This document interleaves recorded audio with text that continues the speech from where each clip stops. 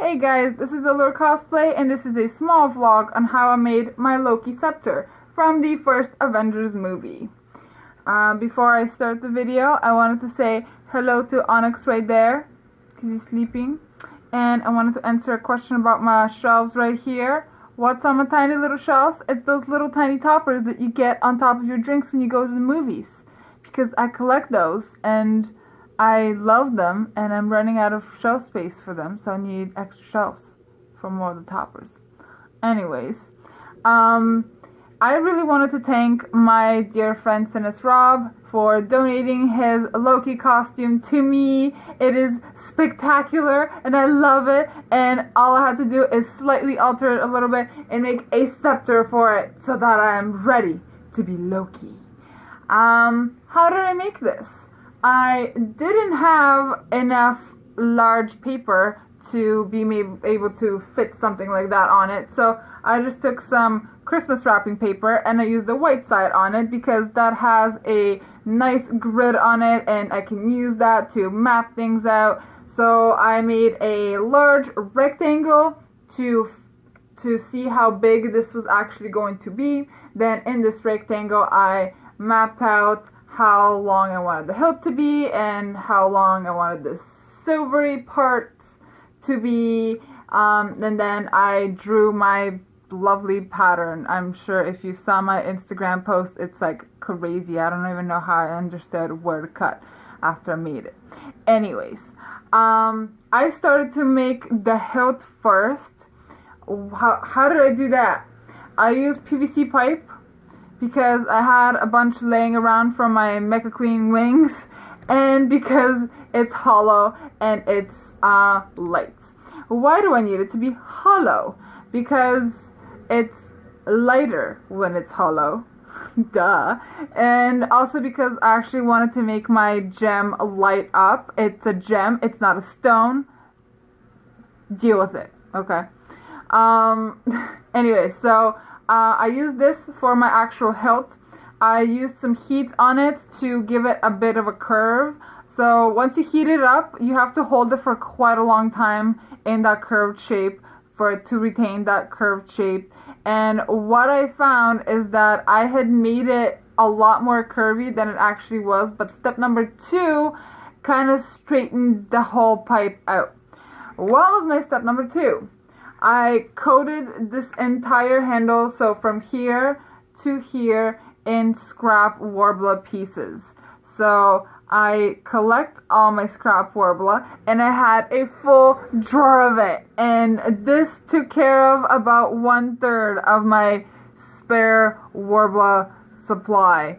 So yeah, I'm actually really excited that I managed to waste so much scrap Worbla because I have no idea what to do with it. Like I tried making a knife from the mummy once from it, and that turned out okay, but like that wasted like not even 1/8 of my entire freaking supply. Anyway, so what did I do? I just took tiny little pieces, I heated them up, I mashed them onto the pipe. They stuck fabulously to the plastic by themselves. I didn't have to use any kind of glue or anything like that whatsoever. After that, I took a Sharpie and I just rolled it over the hot Worbla so that I would kind of like blend it to the rest of the pieces of the Worbla, and I did that throughout the entire hilt, and that took me about 3.5 hours and lots of burns on my hands. I made the bottom of the hilt a lot thicker because that's what it looked like, and I wasn't really sure how else to achieve that with the pipe, and I didn't want to do foam, so yeah, that's how I made it thicker. Just mashed up more pieces of Worbla here. That unfortunately made this part extremely heavy, so this whole thing got a lot heavier than I anticipated it to be, even though the inside is hollow, but that's okay. I still love it. Anyway, so after I did all of that, I decided to start working on the silvery part. So all of these little pieces I just cut out of my original pattern. I copied them onto craft foam, and then I just sandwiched it between two warble pieces. I had a little bit of warble left from my previous project, so I just used that. I used it up. Actually, I need to buy a new warble sheet to finish this whole scepter. That means that I have to cut 2 pieces of warble on each side to make sure it's sandwiched. So if you're going to sandwich pieces of warble, it's going to take a lot more warble. If you just do the fold over method, which is usually my favorite, however it was not going to work for this exact project, you're going to use a lot less warble. So I do recommend that you use that other method if you're making armor, because it saves you lots of warble.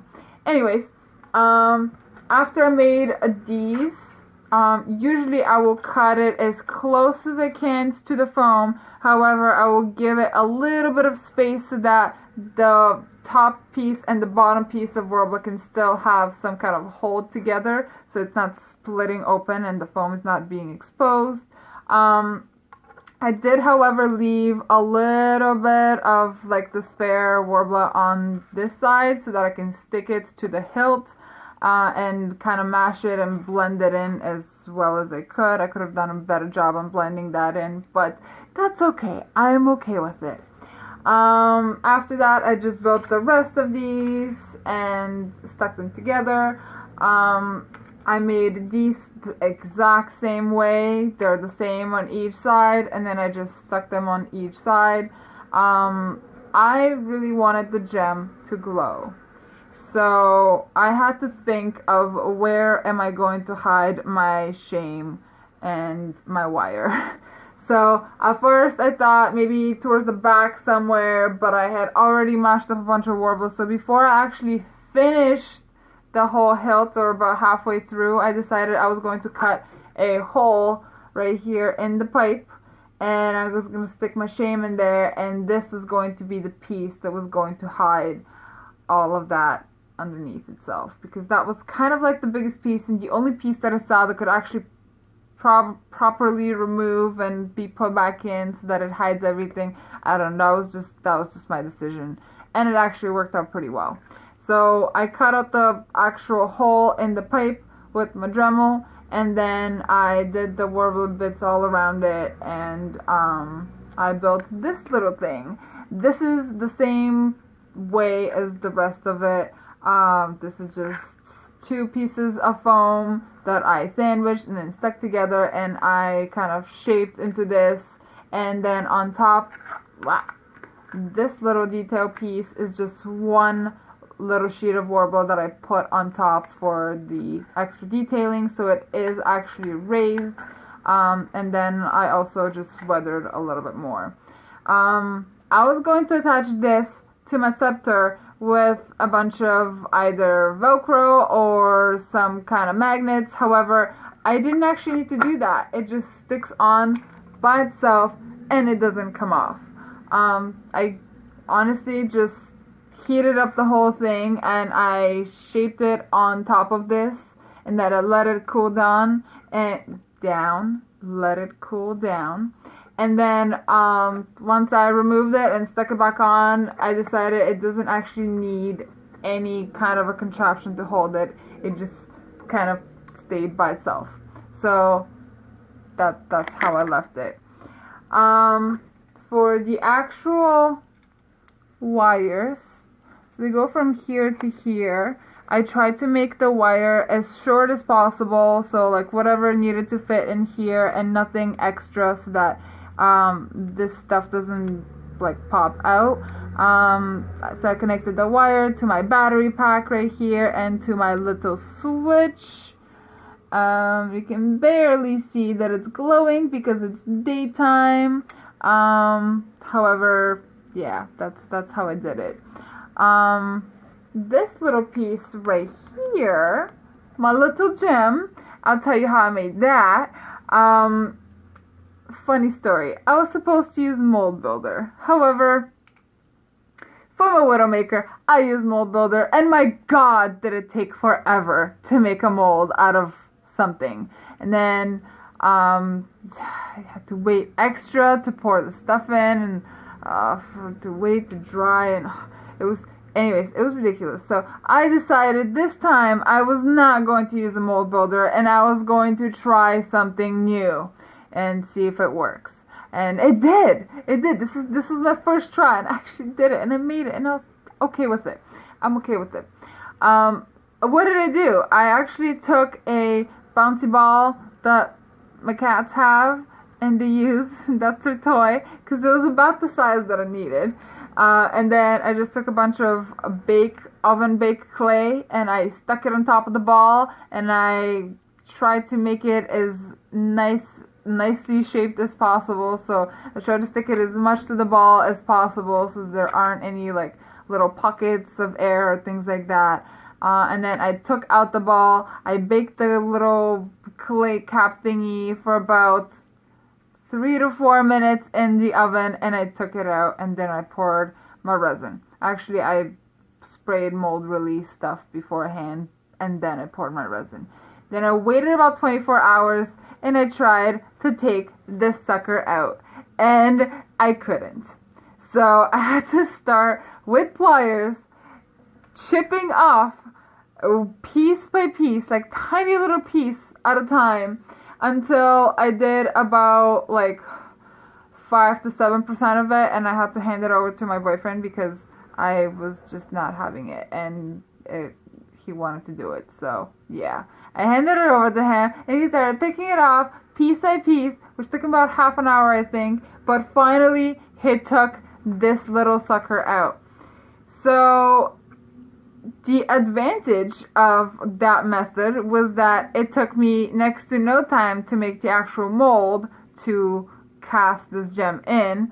However, I certainly cannot reuse that mold, so I cannot make 2 of these or 2 of the same thing with that method. You can do that with Mold Builder because you can just use the same mold that you made with Mold Builder to make another one of your gems if you're making a gem. Anyways, that is a pro and a con to the method that I used. Did it work? Clearly it worked, you know. It came out solid. It didn't come out as like the perfect circle I would have wanted it to, but you know what, it's good enough, and I'm happy with it. It comes out in this matte finish, and I also have to slightly sand it up top because there's like slight little clay bits just stuck on it, and I have to sand them off, kind of thing. I was actually thinking about pouring more resin to make it nice and clear. However, I do like that it's matte. It makes the light kind of scatter a lot more. When it's clear, the light is a lot more focused, and that is something I wanted to stay away from. So I just, yeah, I left it matte, and that's okay, I think. I don't know, it works, so that's what I did.